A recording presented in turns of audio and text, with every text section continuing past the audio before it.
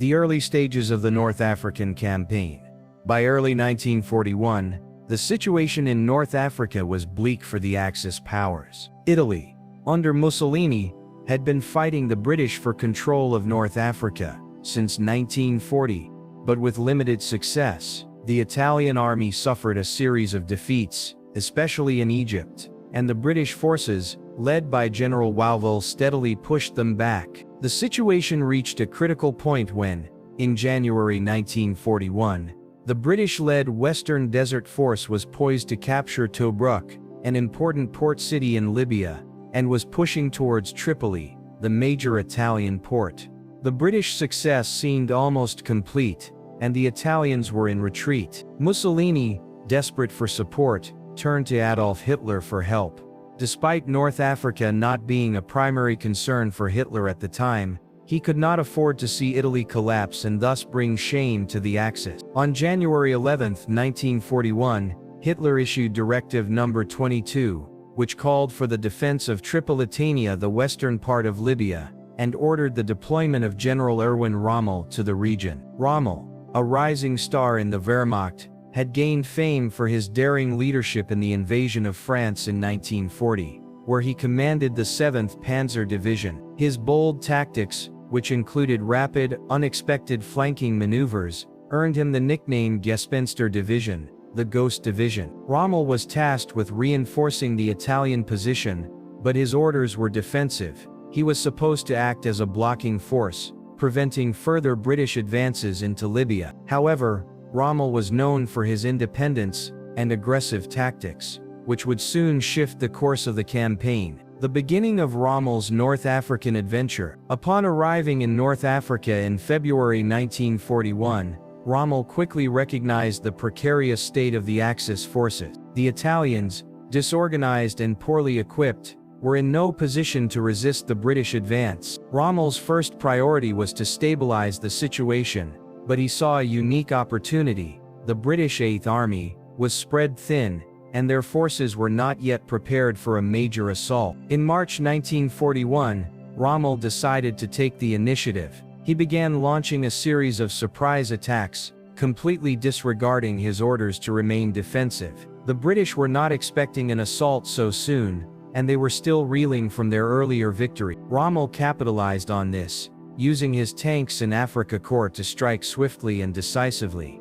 Rommel's tactics were built around the mobility of his forces. The Afrika Korps, consisting of a mix of German and Italian troops, was heavily reliant on mechanized warfare, particularly tanks. Despite being outnumbered, Rommel was able to outmaneuver the British and disrupt their defensive lines. His forces moved so quickly that they often caught the British off guard, striking deep into enemy territory, forcing a disorderly British retreat from Cyrenaica, eastern Libya, and forcing the British Eighth Army to retreat to Tobruk. The Battle for Tobruk, Rommel's first victory. By the middle of 1941, Rommel had achieved a significant victory in North Africa. He was able to capture Benghazi, Derna, and Tobruk, important ports and supply hubs, which had been held by the British. However, despite his early successes, Tobruk remained a thorn in Rommel's side. The port was heavily defended by Australian infantry, and Rommel's forces found themselves unable to break through. By April 1941, Rommel had already overextended his supply lines, making it difficult for his troops to maintain their momentum. The Axis forces were now stretched thin, and the city of Tobruk remained a major point of resistance. Rommel, however, was relentless, deciding to lay siege to the port and deprive the Allied forces of critical supplies and reinforcements. The siege of Tobruk lasted for several months, with Rommel continuously pressing the British and trying to force their surrender. At the same time, Rommel's superiors in Germany were beginning to grow impatient. General Franz Halder, Rommel's commanding officer in Oberkommando der Wehrmacht, OKW, was concerned about Rommel's insubordination and his tendency to act without waiting for approval from higher command. Despite his frustrations, Hitler was impressed by Rommel's successes and saw the Afrika Korps as an essential element in securing North Africa for the Axis. Hitler promoted Rommel to the newly created rank of General of Panzergruppe Afrika.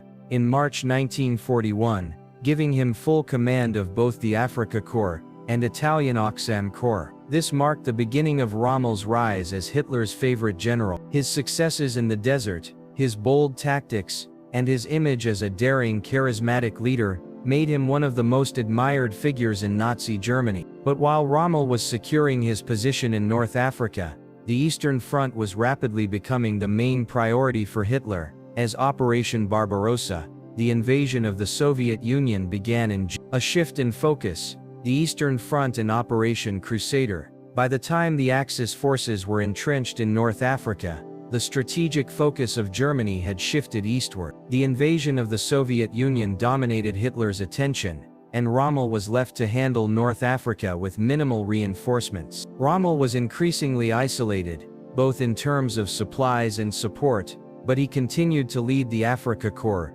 with his characteristic vigor. On the British side, a new commander, General Sir Claude Auchinleck, took charge of the 8th Army in Auchinleck was determined to break the deadlock at Tobruk and relieve the besieged Daras. He launched Operation Crusader on November 18, 1941, a massive counter-offensive aimed at retaking Tobruk and pushing the Axis forces back. Operation Crusader initially took Rommel by surprise, and the British launched a series of aggressive raids. Sadi Rezak, an airfield near Tobruk, became the center of intense armored clashes between the 8th Army and the Afrika Korps. Despite the initial setbacks, the Afrika Korps slowly gained the upper hand, with Rommel taking personal command of the 20th. Rommel's leadership was key to his forces' survival. He quickly assessed the situation, leading a bold counterattack against the British forces, hoping to replicate the successes of earlier in the campaign. His forces advanced toward the Egyptian border, but his progress was hindered by logistical challenges. The British forces, although retreating, had not collapsed as Rommel had hoped. Rommel's gambles. By the end of 1941, the situation in North Africa had reached a critical juncture. Rommel had made significant gains in the region, but his forces were stretched thin. His supply lines were dangerously long, and despite the successes, the situation was becoming increasingly precarious for the Afrika Korps. Rommel's next major offensive, the so-called dash to the wire, would come in November 9. The offensive was meant to achieve a quick, decisive victory by exploiting the retreating British forces and threatening their hold on Egypt. At the time, the 8th Army was in retreat, and Rommel saw an opportunity to crush them before they could regroup. He believed that if he could advance rapidly, he could scatter the British and push them back into the sea, much as he had done earlier in the campaign. His forces, primarily comprised of tanks and mobile infantry, were highly maneuverable, and Rommel's bold tactics were key to his previous successes. However, his decision to launch this risky offensive ultimately proved to be a miscalculation. Despite advancing as much as 60 kilometers towards the Egyptian border, Rommel's supply lines began to falter. He had underestimated the logistical challenges of fighting such a far-reaching campaign. His fuel supplies were running low, and his tanks were running out of fuel. Rommel's army was becoming stranded, and he could not maintain his momentum. The 8th Army, led by General Sir Claude Auchinleck, took advantage of Rommel's overextension. New Zealand troops launched a surprise counter-offensive, exploiting the absence of Rommel's 21st Panzer Division and linking up with the besieged forces at Tobruk. Rommel, realizing the limit of his supply lines, was forced to retreat back to Bardia to resupply. His dash to the wire had failed, and it was clear that his forces were running into increasing difficulties, both from the British counteroffensive and from his inability to maintain logistical support. Rommel's growing challenges, supplies, and the Italian weakness. Rommel's reputation was that of a dynamic, audacious commander, but even he could not escape the harsh realities of the North African environment. The vast desert and the long supply lines made it difficult to sustain an offensive. Rommel was unable to supply his Afrika Korps adequately, and the lack of fuel and equipment seriously hindered his ability to sustain operations. One of the key challenges for Rommel was the Italian army. While Rommel's Afrika Korps was highly skilled and efficient, the same could not be said for the Italian force. Although Italy had contributed a significant number of troops to the North African campaign, their forces were often poorly equipped, poorly led, and lacked the logistical capabilities needed to keep up with Rommel's highly mobile operation. Rommel himself was highly critical of his Italian allies, frequently expressing frustration with their poor combat performance and logistical failures. In the early months of the campaign, the Afrika Korps relied heavily on Italian forces to hold key positions, but the Italians' lack of equipment and organization often led to breakdowns in coordination, and this put additional strain on Rommel's German troops. While Rommel sought to play the role of commander-in-chief, he often found himself playing the role of logistics manager, desperately trying to coordinate supply efforts. In early 1942, despite his brilliance on the battlefield, Rommel's forces were increasingly dependent on Italian assistance. This would become a key factor in the ultimately unsuccessful campaign in North Africa, the British counter-offensive, Operation Crusader. As Rommel's forces struggled to maintain their momentum, the British saw an opportunity to strike back. Operation Crusader, launched in November 1941, was designed to break the deadlock in North Africa and relieve the besieged garrison at Tobruk. The British-led 8th Army had been under pressure from the Afrika Korps but was now receiving reinforcements and new equipment. The initial phases of Operation Crusader caught Rommel off guard. The British launched a series of seaborne commando raids and advanced rapidly. Heavy armored clashes erupted, particularly at Sub-e-Rezeg, an airfield close to Tobruk, and British tanks and infantry advanced towards their objective. Rommel, however, was far from defeated. He quickly rallied his forces and pushed back the British, even as he faced significant logistical problems. Despite some setbacks, Rommel was able to regain the initiative in several key encounters. His leadership and tactical acumen allowed the Axis forces to hold their ground for much of the battle. However, as the battle dragged on, the growing disparity in supplies became clear. Rommel's forces were running out of fuel, ammunition, and reinforcements. His tanks were becoming more vulnerable as they ran out of fuel, and his troops were exhausted from continuous combat in the harsh desert conditions. On the other hand, the British forces had reinforcements arriving, and the supply lines to their position were more reliable. The British forces were also receiving intelligence support through ultra-British intelligence from intercepted German communications, which allowed them to anticipate Rommel's movement. Rommel's promotion from general to field marshal. Despite the setbacks, Rommel's success on the battlefield had garnered him the admiration of both his troops and Hitler. Rommel was not only admired by his own forces, but his ability to exploit the British mistakes and outmaneuver them in battle earned him a high reputation. Rommel's tactics had become a model for armored warfare, emphasizing speed, surprise, and deep strikes into enemy territory. In March 1942, following the Axis victories and Rommel's persistence in North Africa, Hitler made a significant decision. He promoted Rommel to the rank of General Field Marshal.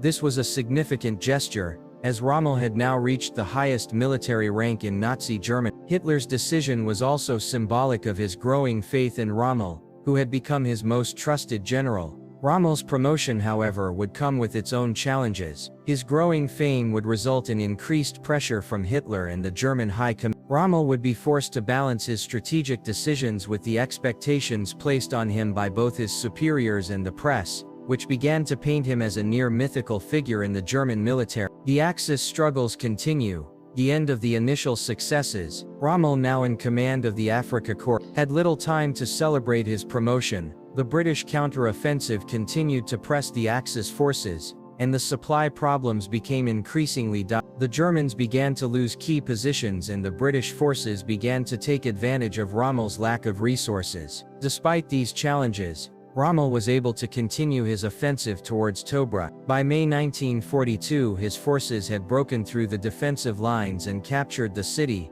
along with approximately 35,000 prisoners, primarily South African defenders. This victory marked a high point for Rommel in North Africa, and he was praised by Hitler for his effort. Rommel's tactics were credited with the success of the operation, as his troops moved quickly, outflanking the enemy and breaking through weak spots in the defense. However, while Rommel's victories in Tobruk and other key battles were impressive, the lack of supplies and the increasing resistance from the British meant that his position in North Africa was increasingly untenable. Alamein and the end of Rommel's gambit. By mid-1942, Rommel's Afrika Korps had achieved significant victories in North Africa, but the tide of the conflict was beginning to shift. The British 8th Army, although battered, was now under the command of General Bernard Montgomery, a leader known for his cautious and methodical approach. The battle for North Africa was about to reach its decisive phase. The Axis forces, led by Rommel, had advanced as far as El Alamein, a town located on the Mediterranean coast of Egypt,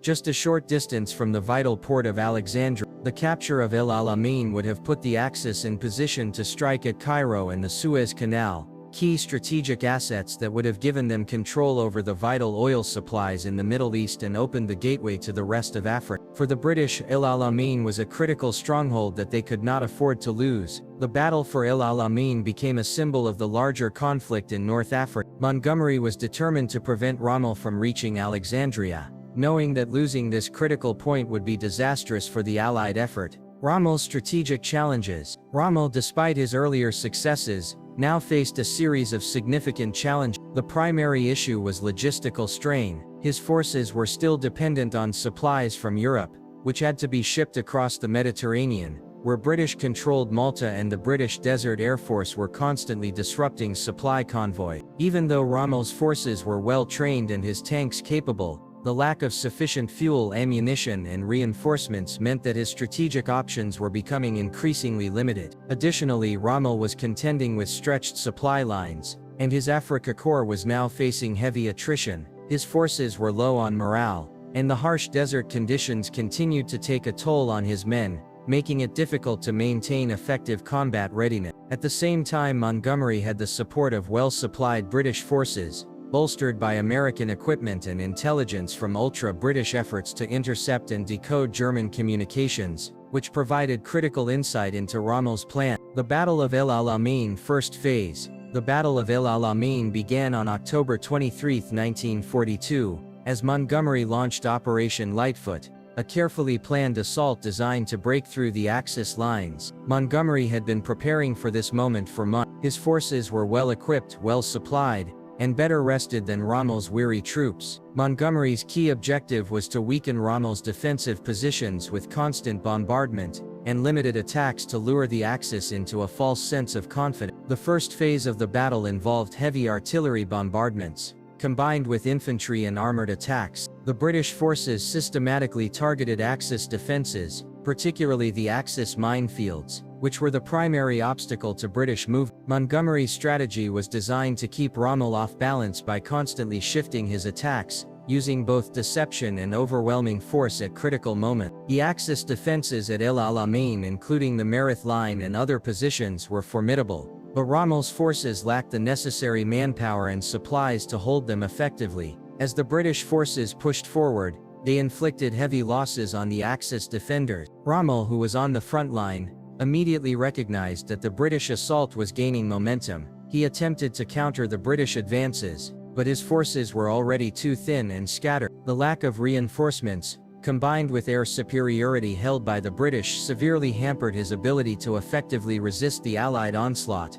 The turning point. The second phase of the battle. As the battle intensified, Rommel's position grew more precarious. By October 24, the British forces had made significant breakthroughs in the Axis lines, and Rommel's Afrika Korps was losing ground. The pressure on the Axis forces continued to mount, and Rommel was forced to consider retreat. While Rommel's forces fought valiantly, the logistical situation remained dire. Supplies were running low, and the British were well supplied, with fresh reinforcements constantly arriving. Montgomery continued to press the attack, using his superior numbers and intelligence to exploit weaknesses in Rommel's defenses. Rommel, who had been leading from the front, found himself in a difficult situation. He realized that his forces could not hold their positions for much longer. His retreat to Tunisia was becoming inevitable, as his forces were no longer capable of mounting a successful defense. The Second Battle of El Alamein would ultimately become a decisive turning point in the North African campaign. The Axis forces,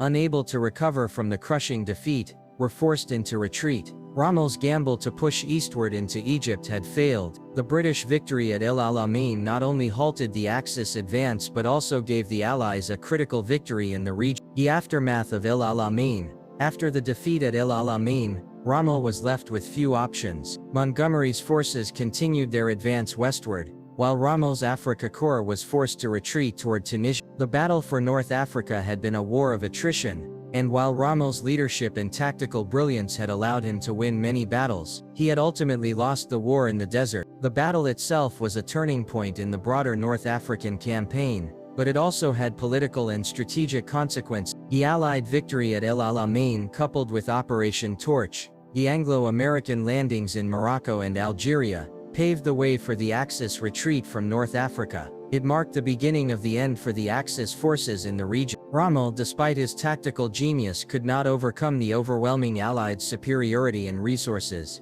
supply lines and air power. The Axis had failed to secure a decisive victory in North Africa, and the Allies had gained critical momentum as they prepared to move forward with their next stages of the war, including the eventual invasion of Italy. Rommel's role in the campaign was crucial, but the lack of adequate support from Hitler's high command and the growing logistical difficulties were factors that would ultimately prevent him from achieving the goals set out for the Afrika Korps. As the Axis forces began their retreat, it was clear that the battle for North Africa had reached its final phase, and Rommel's time in the region was drawing to a close. The retreat, Rommel's last stand, and the Axis collapse in North Africa.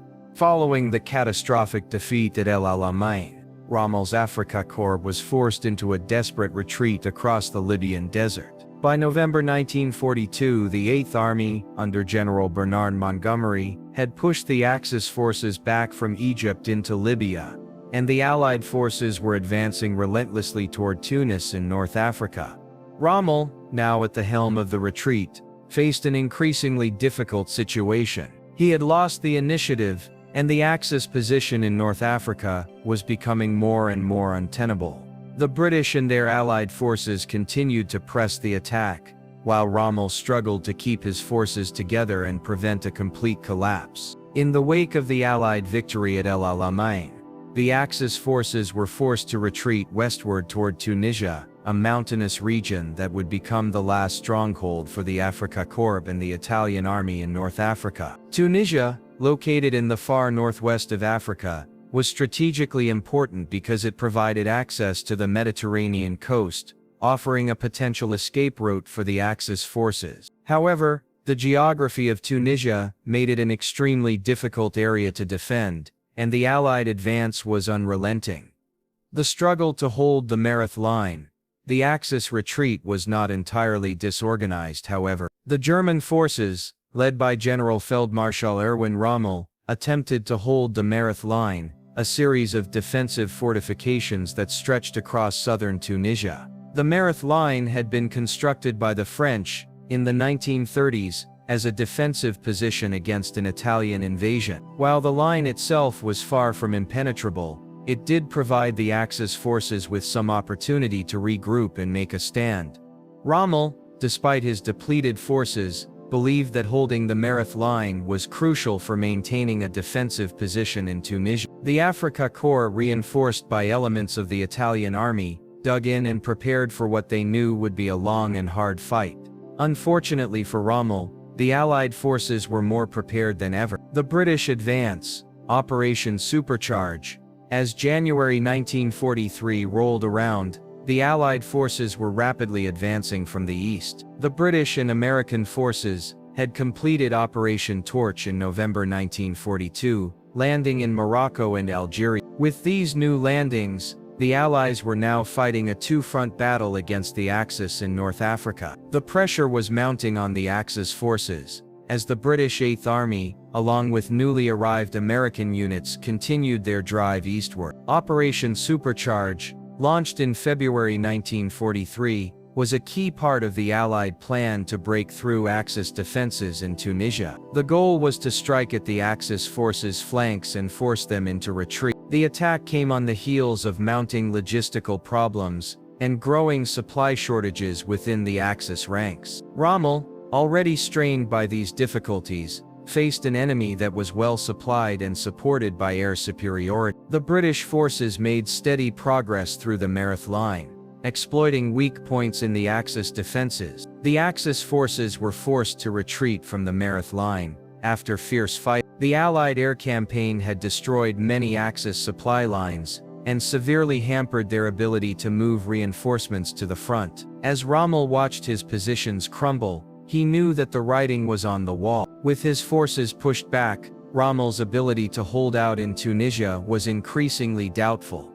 Rommel's strategic dilemmas and health concerns. As the Allied advance continued, Rommel faced not only strategic and logistical difficulties, but also health problems. The relentless desert conditions, coupled with his exhaustion and stress from months of continuous fighting, began to take a toll on him. His health had been deteriorating for some time, and by March 1943, Rommel was suffering from extreme fatigue and stomach issues. Rommel's illness forced him to return to Germany for medical treatment. He handed over command of the Afrika Korps to General Hans-Jürgen von Arnim, who would oversee the final stages of the Axis defense in Tunisia. Despite Rommel's departure, the retreat continued, and the Allied forces pushed ever closer to the key port city of Tunis. The Germans and Italians had set up a final defensive line near Tunis, but the pressure was mounting. Rommel's absence only further complicated the already difficult situation,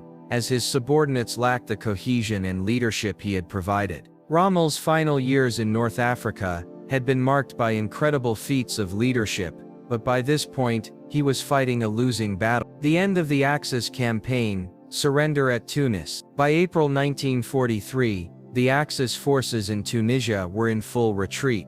The British Eighth Army, reinforced by American forces, had encircled the Axis troops, and the final stages of the North African campaign were about to unfold. Rommel's earlier successes, while impressive, had been undermined by logistical issues, the relentless Allied air superiority, and the inferior Italian support. The Axis forces were now trapped, with little hope of escape. On May 12, 1943, after weeks of heavy fighting, the Axis forces in Tunisia surrendered. The Hermann Göring Division and other Axis units were forced to capitulate, marking the end of the North African campaign. This defeat was a major turning point in World War II. The Axis powers had lost their foothold in North Africa, and the Allied forces now had a clear path to continue their operations in the Mediterranean. With Rommel's retreat, the Germans were forced to focus on the Eastern Front and the coming battles in Europe. The legacy of Rommel in North Africa. Despite his ultimate defeat in North Africa, Erwin Rommel's legacy as a tactical genius and resilient leader remains intact. His ability to lead under difficult conditions, and his bold, innovative tactics, earned him the respect of both his troops and his enemies. However, his failure to adapt to the changing circumstances in North Africa, coupled with the strategic constraints placed upon him by Hitler and the German High Command, led to the eventual collapse of the Afrika Korps. Rommel's death in 1944, due to forced suicide under Nazi orders, marked the tragic end of a military career that had once seemed full of promise. However, his contributions to armored warfare and his role in the North African campaign have solidified his place in history. While the Afrika Korps and its commanders will always be remembered for their courage and fighting spirit, the North African campaign was ultimately a failure for the Axis powers. The Allied victory in North Africa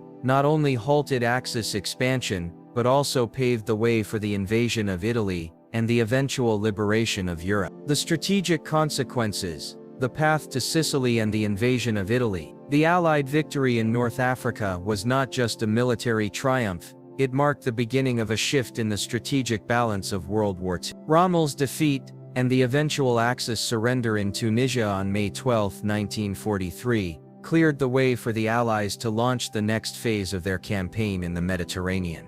For the Axis powers, the loss of North Africa was a devastating blow. Germany's African campaign had been intended to secure vital oil supplies from the Middle East, and to strengthen the Axis position in the Mediterranean. With the Allies now in control of North Africa, the Axis powers faced the threat of losing control of the Mediterranean, which would severely disrupt their access to resources and strategic positions.